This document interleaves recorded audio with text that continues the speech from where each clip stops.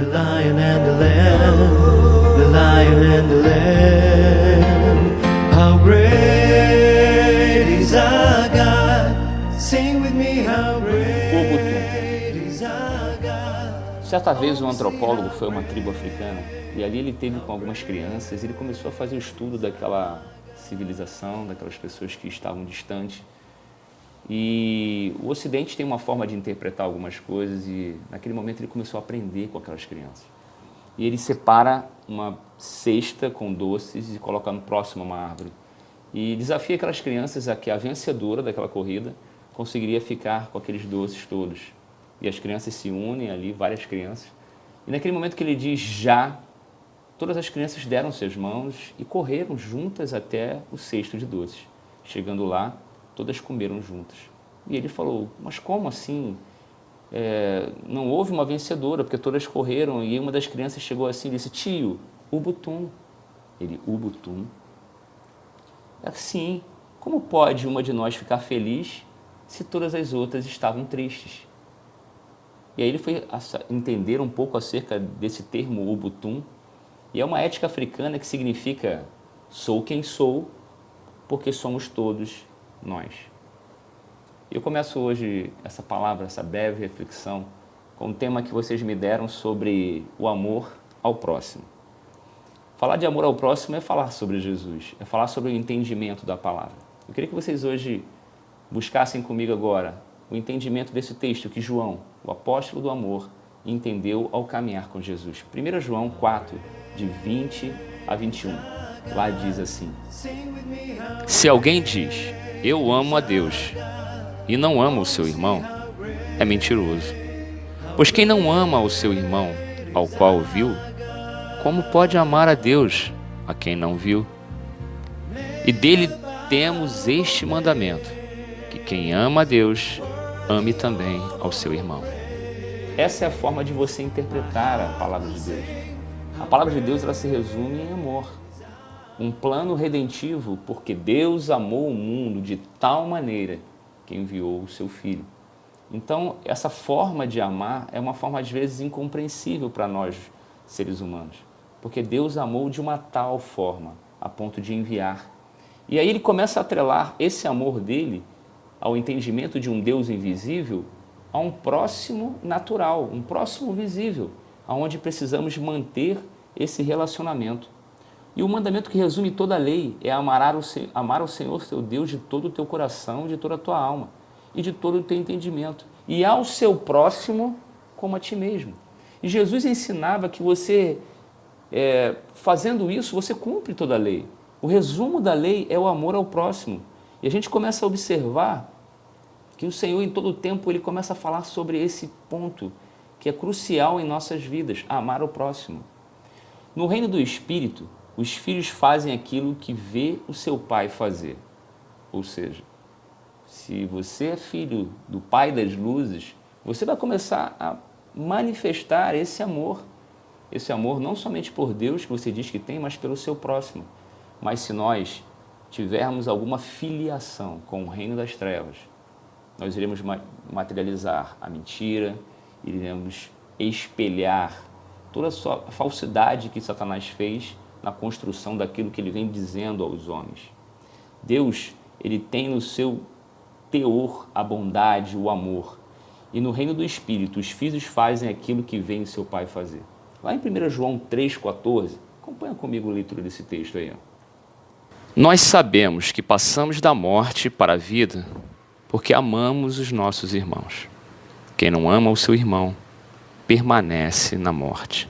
Permanece na morte, ou seja, não é uma escolha que eu ou você temos. Se você quer viver o reino de Deus, você tem que caminhar no amor ao próximo. Senão você permanece na morte. E permanecer na morte é simplesmente não pertencer ao reino da luz. Esse entendimento tem que estar em nossas mentes.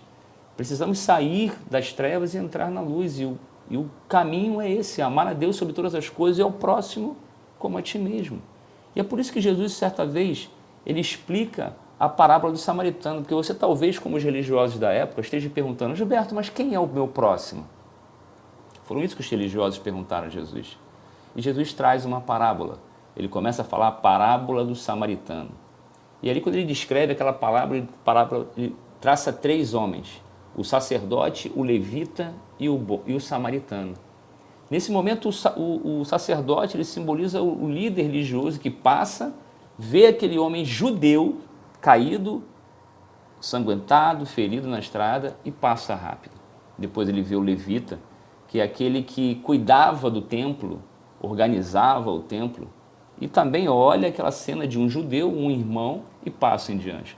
Depois ele fala sobre um samaritano. O que Jesus queria fazer com aquilo? O que ele queria explicar aos homens que perguntavam quem era o meu próximo? Naquele momento, se você não sabe, o samaritano, ele era um judeu antigo que se perverteu, ele era do Reino do Norte, se perverteu com outros povos, tiveram outras fusões, casaram-se, deram-se em casamentos e perderam a linhagem judaica. Então eles eram simplesmente retirados do relacionamento com os judeus. Os judeus, não vou dizer que odiavam, mas tinham uma aversão, uma ojeriza ao samaritano por isso.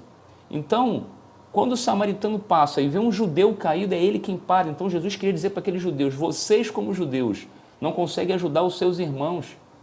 Talvez aquele sacerdote estava ocupado porque tinha uma pregação para fazer. Talvez aquele levita estivesse apressado porque tinha que arrumar o templo. Eu não sei em que você tem hoje estado ocupado a ponto de não conseguir amar o seu próximo. Ou amar até aquela pessoa talvez que não tenha uma ligação com você de etnia, de pensamento, de ideologia. Onde está o seu amor ao próximo? Isso é muito importante. Eu queria dizer para você o que o apóstolo Paulo interpretou na palavra, quando ele chega em 1 Coríntios 13 e traz uma revelação tremenda. Acompanha comigo isso. Isso é revelador. E ainda que eu falasse a língua dos homens e dos anjos, e não tivesse amor, seria como metal que soa ou como sino que tine. E ainda que tivesse o dom de profecia e conhecesse todos os mistérios e toda a ciência, e ainda que tivesse toda a fé, de maneira tal que transportasse os montes, e se não tivesse amor, nada seria. E ainda que distribuísse toda a minha fortuna para sustento dos pobres, e ainda que entregasse o meu corpo para ser queimado, e não tivesse amor, nada disso me aproveitaria. Você pode fazer tudo. Você pode ir para a igreja, você pode orar, cantar, dizimar, orar, mas se você não tiver amor, nada disso te aproveita, queridos. Pare de buscar por outros dons, pare de buscar o sobrenatural, finque seu pé na terra e com a humanidade que você tem, conecte-se com a espiritualidade do Espírito Santo de Deus e comece a manifestar o amor. O amor é aquilo pelo qual realmente vai fazer a diferença na sua vida e nos finais dos tempos agora. Se você parar para analisar, lá em 1 Coríntios 13, está aqui, ó. 1 Coríntios 13, 13 diz assim: agora, pois, permanece a fé, a esperança e o amor. Dessas 3, a maior destas é o amor. Por que o apóstolo Paulo diz isso? Porque lá em Lucas há uma revelação de Cristo tremendo que diz: digo-vos que depressa lhes fará justiça. Quando, porém, vier o Filho do Homem, porventura achará fé na terra? Ou seja, fé e esperança, elas andam ligadas. Os povos primitivos, ao verem toda aquela movimentação do Messias sendo levado aos céus, dizendo que estaria voltando, eles andaram juntos em fé e em esperança, que logo o Messias voltaria. E por isso, fé e esperança, mas a maior é o amor, porque junto com a fé e a esperança você tem o amor. Era o tempo de Paulo, quando ele começa a relatar aquilo. Mas, quando a gente começa a ver que nos tempos em que Jesus está retornando, a fé, ela já não vai ser mais algo palpável, porque ao longo do tempo viemos perdendo essa esperança de que Jesus voltaria. E aí o amor, queridos, o amor já não mais será algo verdadeiro.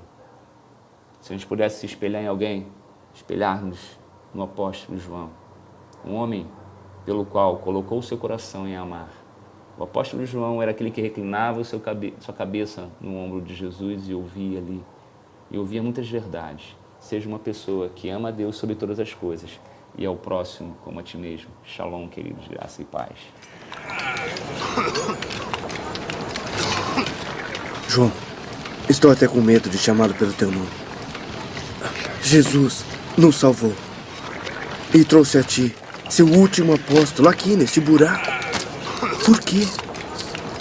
Dê-me esta tigela. Vamos. Isto é suficiente para você, velho. E consideres isso um presente. Pelo pouco que tens feito na mina.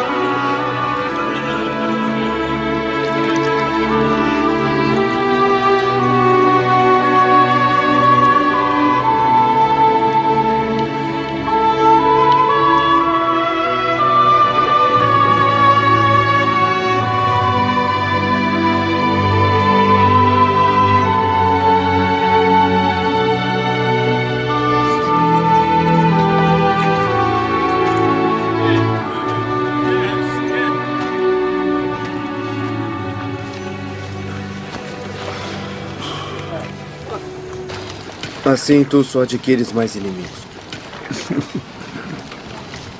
Estás sem forças, Demétrio. Gostaria de ter a tua força. Ah, minha força. Minha força não vem de mim. Vem do Senhor. Aquele que acreditar terá vida eterna.